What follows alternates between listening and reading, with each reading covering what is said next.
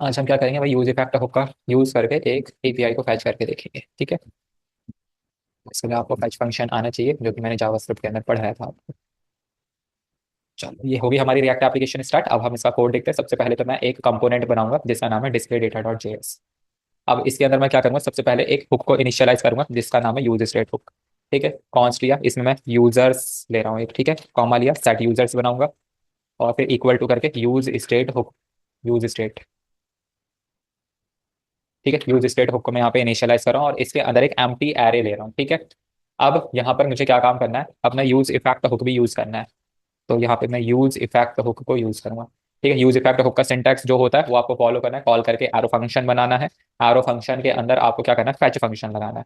ठीक है, अब फैच फंक्शन के अंदर यहाँ पे एपीआई का लिंक आएगा, वो हम बाद में करेंगे। फिर इसके आगे क्या करना होता है, फैच लिख दिया, उसके आगे कौन सी कीवर्ड लगती है, डॉट देन लगता है ना। वो तो एपीआई तो मैं डाल दूंगा, डॉट देन पूछ रहा हूँ मैं। ठीक है, अब मेरे को क्या करना पड़ेगा, जो हमारा जेसन फॉर्मेट होता है उसकी कीज को यूज करने के लिए मेरे को उसको ऑब्जेक्ट में कन्वर्ट करना पड़ता है।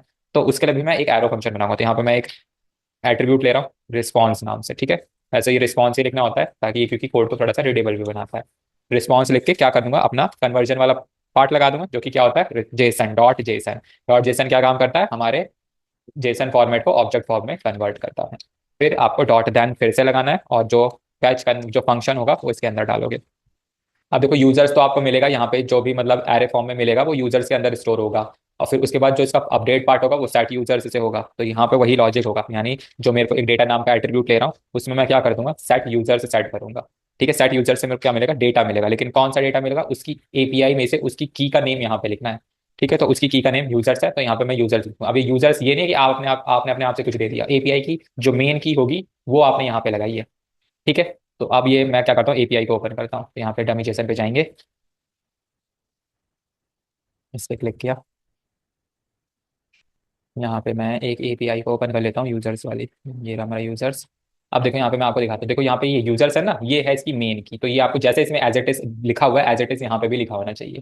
ठीक है, तभी वो पैच करेगा, अदरवाइज वो एरर शो कर देगा। फिलहाल के लिए क्या कर दो, इसकी एपीआई को का लिंक डाल दो यहाँ पे और यहाँ पे आके पेस्ट कर दो। ठीक है, तो ये पूरा पार्ट हो गया हमारा, यूज इफेक्ट हो गया। अब मैं चाहता हूँ कि देखो, अभी मैंने क्या रखा है, इसमें डिपेंडेंसी नहीं लगा। जब भी आप कोई भी चीज फैच करो तो मैं चाहता हूँ कि वो एक बार में फैच हो जाए, बार बार रेंडर ना होती रहे। तो यहाँ पे एक मैं एम्प्टी डिपेंडेंसी ले लूंगा जो कि सिर्फ इसको एक बार ही रेंडर करेगी। ठीक, अब देखो यहाँ पे मेरे पास, डेटा तो बदल नहीं रहा, तो बार बार रहने तो। हाँ ठीक है देखेंगे, बट जब भी हम यूज इफेक्ट हुक लगाते हैं ना, जैसे दोबारा एप्लीकेशन को यूज करोगे, ठीक है, कोई भी पेज आप लिंक पे क्लिक करें तो उस केस में ये रेंडर हो सकता है। लेकिन अगर इसको लगा दोगे तो वो रेंडर पार्ट खत्म हो जाता है। एक बार उसने रेंडर कर दिया तो बस वहां पे वो रेंडर हो चुका है, वर्चुअल मेमोरी में आपके स्टोर हो चुका है वो। ठीक है, इसलिए हम लगाते हैं। अभी यहाँ पे नेक्स्ट पार्ट मुझे क्या करना है, अपने एचटीएमएल को क्रिएट करना है। अभी मैंने एपीआई को फैच को कर दिया, एक बार यहाँ पे आकर मैं सिर्फ डायरेक्टली कॉल भी कर लेता हूँ। क्या नाम है, डिस्प्ले डेटा डॉट जी।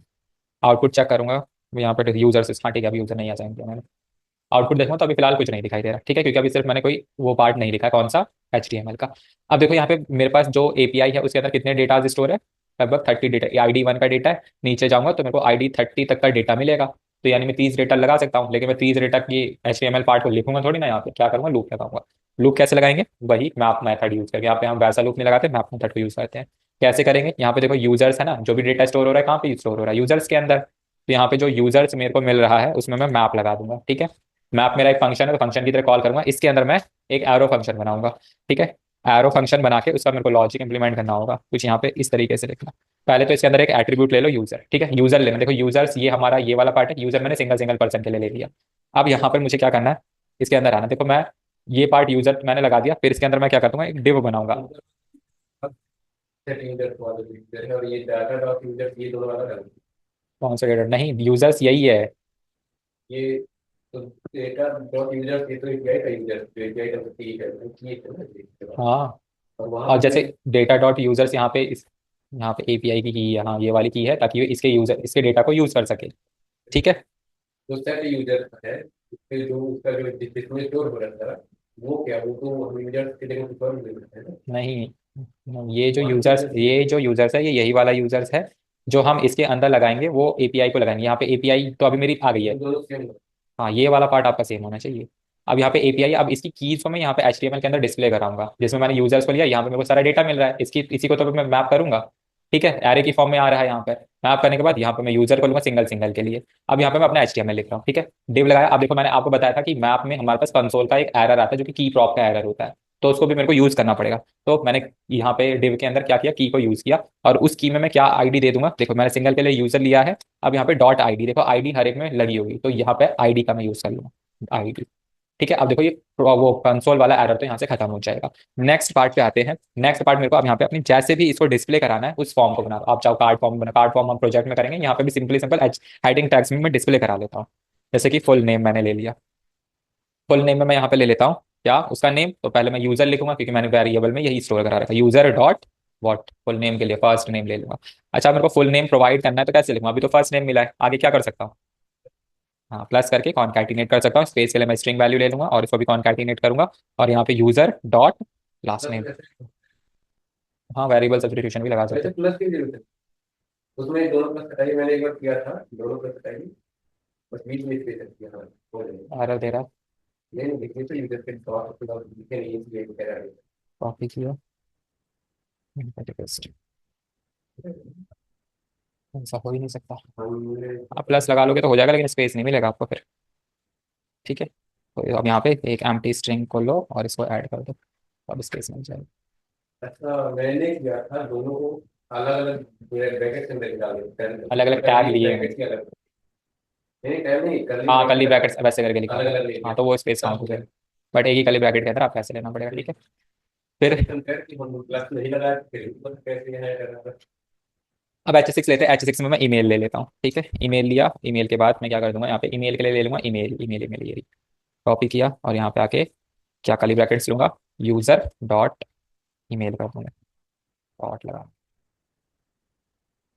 यूजर डॉट ईमेल ले लूंगा। अब यहाँ पे यूज कहाँ पे लिखा है मैंने, use is defined but never used, कहीं दिख रहा है यूज,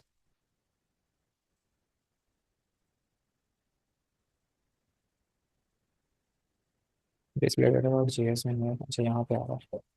ये यूज कैसे आ गया यहाँ पे, जैसे कह दिया अच्छा हाँ मैंने आधा, कहीं मुझे लिखे होंगे तो वहां से चलो कोई नहीं। अब यहाँ पे ईमेल ले लिया, ऐसी कुछ और ले लेते हैं, कॉपी किया, यहाँ पे मैं फ़ोन ले लेता हूँ, ठीक है। इसके डेटा को चेंज करता हूँ, एफ फोन, फ़ोन ले लिया। उस बार यहाँ पे फ़ोन की क्या है मेरे पास, यूज़र डॉट फोन, कॉपी किया, सिंपली यहाँ पे पेस्ट कर दूँगा, और इसके नीचे मैं एक HR और ले लेता हूँ, ठीक है। हो गया ये काम। आउटपुट अब चेक करते हैं, तो आउटपुट में देखूंगा इस फॉर्म में हो गए सारे। देखो अब इससे आप कैसे भी करो, कार्ड फॉर्म में कराओ, किसी भी फॉर्म में कराओ, वो उस फॉर्म में डिस्प्ले हो जाएगा। तो इस तरह हम APIs का यूज़ करते हैं। क्लियर। अब चलो यहाँ तो यूज़ करना ही है। अब उससे भी पहले मैं आपको एक हुक और बताऊंगा, क्योंकि हम जो प्रोजेक्ट है वो यूज स्टेट, यूज इफेक्ट और यूज परम हुक का यूज़ करके बनाएंगे, ठीक है। एक मिनट, एक मिनट रुक जाओ।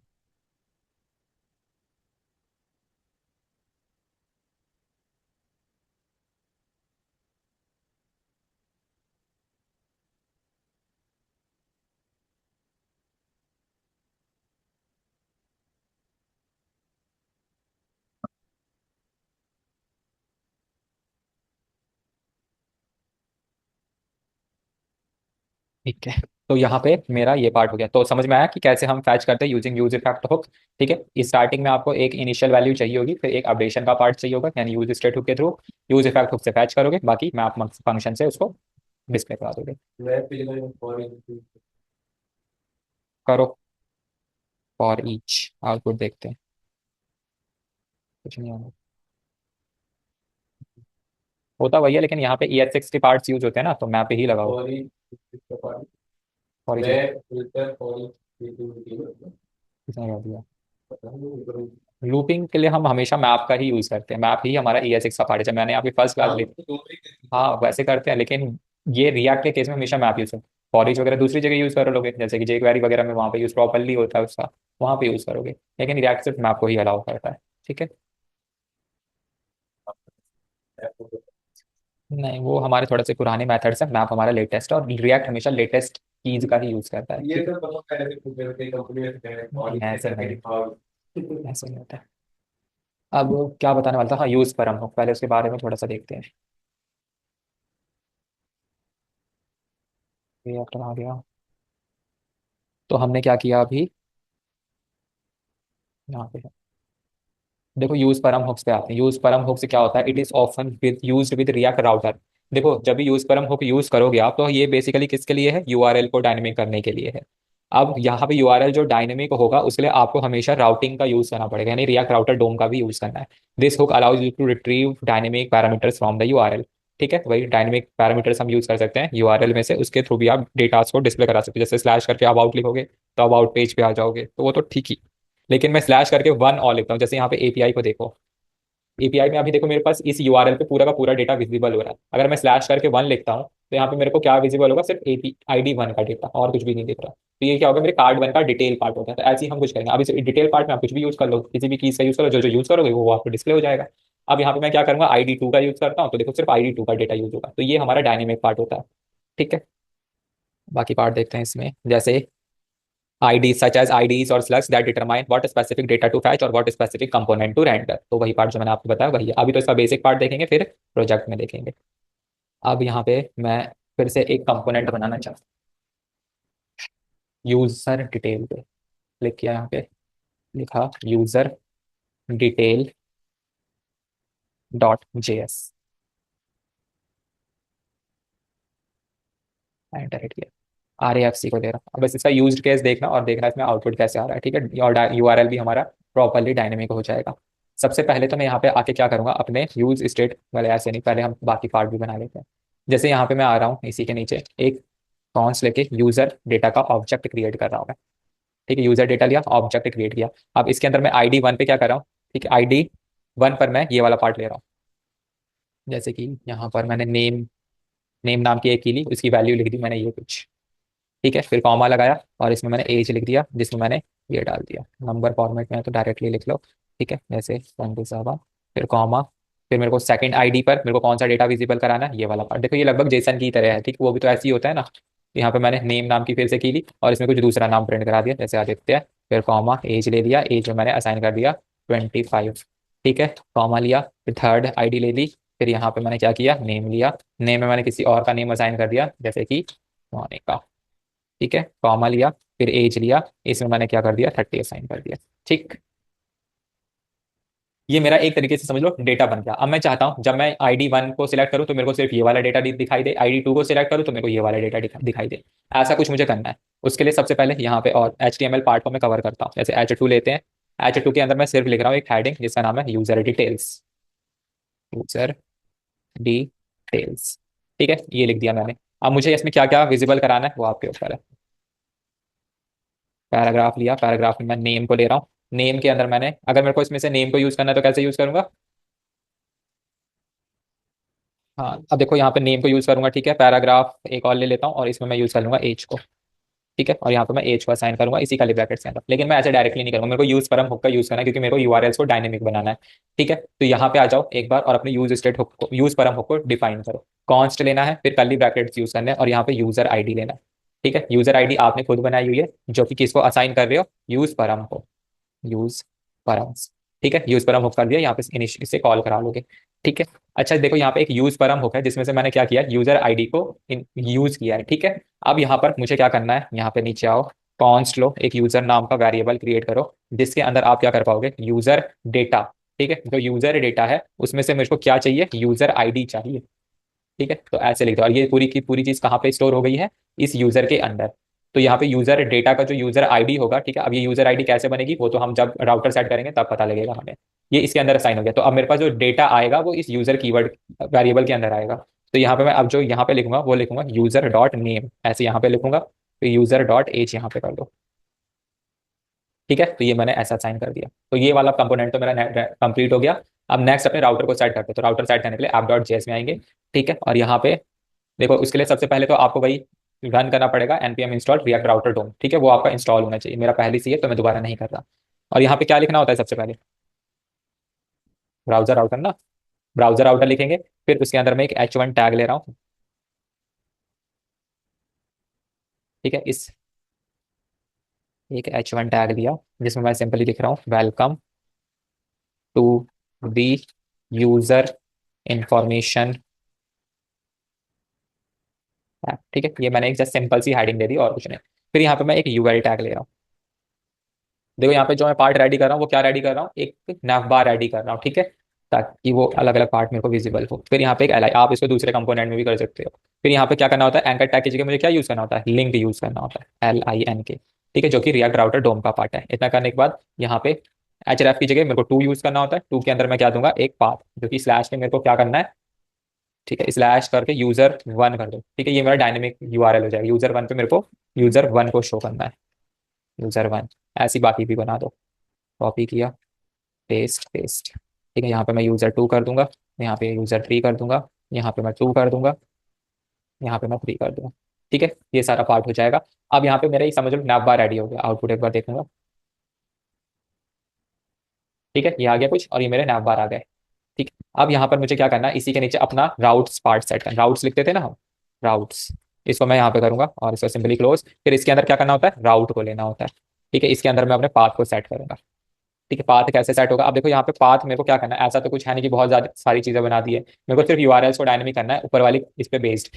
क्या लिखना है आपको, स्लैश लिखना है, फिर यूजर लिखना है, ठीक है, फिर स्लैश कॉलन, क्या लिखोगे, यूजर आईडी जो आपने वहां पे डिफाइन करी है, कॉलन लगाना कंपलसरी है, तब यहाँ पे यूजर आईडी आपको मिलेगी, ठीक है। इतना करने के बाद इस पे आपको कौन सा एलिमेंट शो कराना है वो आपको यहाँ पे डिफाइन करना पड़ेगा। तो कौन सा एलिमेंट है हमारा, यूजर डिटेल, यूजर डिटेल वाला कंपोनेंट मेरे को यहाँ पर रेंडर कराना है, बस इतना पर। ये वाला पार्ट इंपॉर्टेंट था, ठीक है, जिसमें आपको यूजर, यूजर तो हमारा यही आ ही रहा है, यानी यूजर तो हो गई, और फिर 1 2 3 यहाँ से मेरा बन के आएगा, और 1 2 3 मेरा क्या है, ये 1 2 3 ये वाला पार्ट है।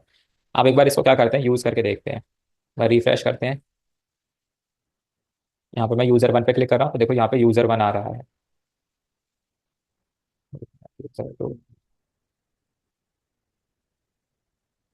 तो डिस्प्ले नहीं हो रहा, एक मिनट देखना दो,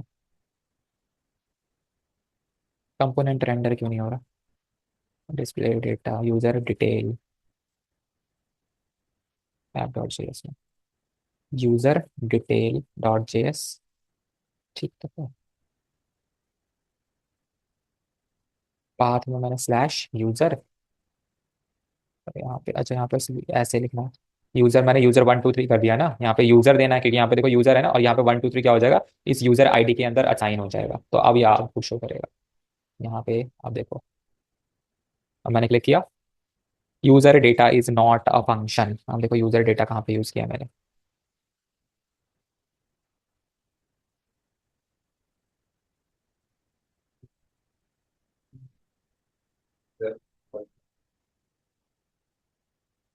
यूजर इक्वल टू में यूजर डेटा, अच्छा यहाँ पे स्क्वायर ब्रैकेट्स लेने थे, अब सही हो गया ये। आउटपुट देखो, आ गया आउटपुट, यहाँ पे क्या आ गया अब, एक बार यूजर, एक काम करता हूँ पहले मैं इसे वो हटाता हूँ, मैं इसे कमेंट आउट करता हूँ मैं, ठीक है। यहाँ पे देखो यूजर 2 पे क्लिक किया तो यूजर 2 का डेटा आ रहा है, यूजर 3 पे क्लिक किया यूजर 3 का डेटा आ रहा है, और यहाँ पे साथ के साथ मेरा यूआरएल भी डायनेमिक हो रहा है, ठीक है। बस यहाँ पे आपको क्या करना था, यूजर डिटेल में इसको स्क्वायर ब्रैकेट के अंदर लिखना है, जो भी आपकी आईडी आएगी। देखो यूजर डेटा की ये इंडेक्सिंग पार्ट बन रहा है, ठीक है, इंडेक्सिंग में यूजर डेटा को मैं 1 पे तो मेरा यही आएगा ना, फिर 2 पे ही आएगा, फिर 3 पे ही आएगा, तो वो वही डायनेमिक है। तो मैं जिस लिंक पे क्लिक करूँगा, लिंकिंग कैसे हो रखी है यहाँ पर, ये मैंने नैव बार है जिसमें मेरा 1 2 3 ऐसे चला है। जैसे मैं 1 2 3 करूँगा तो मेरा यूजर आईडी में वो आईडी असाइन हो जाएगी, तो उस एलिमेंट में वो वाला कंपोनेंट मेरे को डिस्प्ले करा देगा, और वो क्या होगा, ID 1 का डेटा, 2 का और 3 का। तो इस तरीके से हम यूज पर हम को यूज करते हैं। अभी इसी सेम चीज को इंप्लीमेंट करेंगे हम अपने प्रोजेक्ट वाले पार्ट में।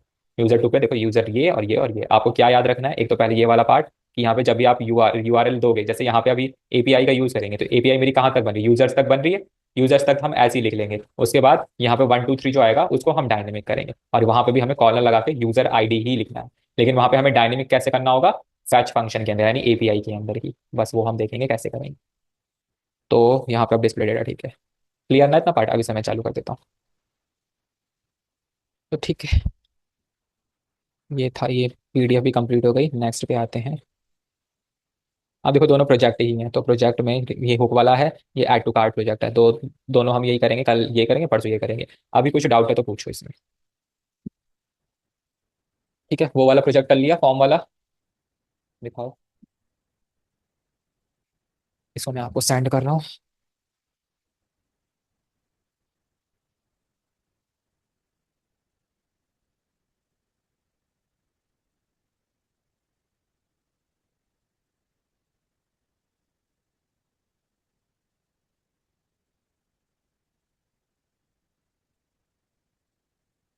क्लास अभी कितना टाइम लगेगा इसमें, कल ये परसों ये, फिर एक दिन इसमें, 1 2 3 4 5 6 7 8, यानी 2 वीक्स अभी और लगेंगे।